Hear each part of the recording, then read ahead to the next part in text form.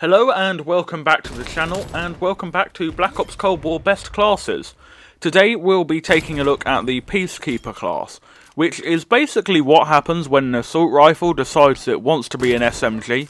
I made this class because SMGs in Cold War tend to become very ineffective at medium range and beyond, so applying the theory of an SMG to an assault rifle seemed like the logical choice to alleviate this issue. I did this with the XM4, and a few of you may be saying that the more logical choice would have been the FAMAS, as it has faster, more SMG-like handling times by default before you add attachments, but I disagree, because if you've not been living under the rock for the past year, you'll know that a FAMAS is actually as deadly as a Fisher-Price fork.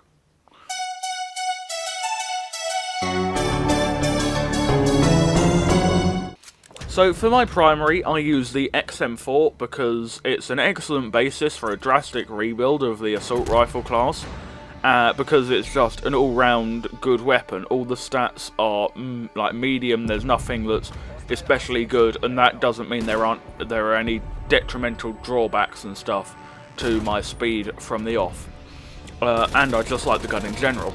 I don't use an optic because the XM4 Ryan sights are fine by me, and I need the space for other attachments. I don't use a muzzle attachment because I don't need a silencer, and the recoil of the XM4 isn't high enough to warrant a muzzle brake, especially at the range you should be using this class at. I don't use a barrel because they're all range based, so they don't really matter to me. And I do use the SWAT 5mm laser sight to help with my hip fire accuracy, although you may want to use the standard steady aim laser if you find the ADS time penalty to be a big issue for you. And I use the infiltrator grip for a bunch of useful movement speed bonuses. I use the SAS mag clamp to really speed up those reloads. But if you don't want to sacrifice any ADS time, the standard taped mags are good as well. I also use the Serpent Wrap to decrease time taken to aim down sights, although you may want to use the SASR Jungle Grip if drop shotting is your thing. And then finally I use the Raider Pad to decrease sprint out time and increase ADS movement speeds. However, the Raider Pad is ruinous to your hip fire accuracy, so if you want to hip fire a lot, then I'd recommend using the buffer tube instead of the Raider Pad. So, in total, all these attachments mean that our move speed and shooting move speeds are both 5% better. Our ADS movement speed is 45% faster, which is a change large enough to be noticed on the galactic scale. Our reload speed is 35% faster, which once again is huge, and our ADS time is 11% faster.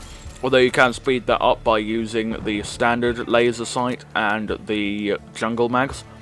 Our sprint out time is 20% faster, and our hip fire accuracy is 10% better. Although, of course, we can improve that by using not the Raider Pad and using the buffer tube instead. Now for our secondary, we use the Spaz 12 shotgun. We could use the Street Sweeper, but I wanted to give the Spaz some love, because now the Street Sweeper's been added, you never hear about the Spaz anymore. I don't use an optic, because why would you, it's a shotgun. And I don't use a muzzle because I don't like messing around with the spread of my shotguns, and I have no interest in going quietly. I use the reinforced heavy barrel for the damage range and fire rate boosts, although if you play in normal core you may want to use the task force barrel instead. I use the SWAT 5mm laser sight to tighten up my hip fire accuracy, and the Stanag 12 round tube for extra ammunition, the speed tape for a nice little ADS speed boost without any downsides, and I removed the stock from the Spaz to help with my sprint out time, which is of course the most important stat for any shotgun. All this means is that our aim walking movement speed is 15% slower, and our sprinting movement speed is 4% slower. Our damage range is 12% better, our fire rate is 15% faster, our ADS time is 2% faster, our magazine capacity is 71% larger, our hip fire accuracy is 20% tighter, and our sprint out time is 40% quicker. Now, as for our grenades, I use the Flashbang and the Semtex for wonderful room clearing ability. And for my field upgrade, I use a proximity mine, because I lack imagination and I've just stopped caring about field upgrades. because half of them are for camper scrubs and the other half don't work in hardcore because there's no minimap. For my wildcard I use perk Greed, and for my perks I use Engineer to help me with cases of domestically owned landmines, which happens quite a lot in this game, and also Flak Jacket because it's overpowered as hell in this game, and I take pleasure from other people's misery, and nothing winds people up more than spending a solid 10 seconds working out a masterful grenade throw that bounces 17 times and across all 8 continents to land right at my feet and go off, only to see a hit marker and the Flak Jacket icon on their screens. For my perk 2 slots, I use Assassin because it's a great way to get bonus score for random kills in hardcore, or bonus score for targeted strikes on players in normal core, because all you normal core players have a luxury of a mini-map and a valid reason to use counter spy planes.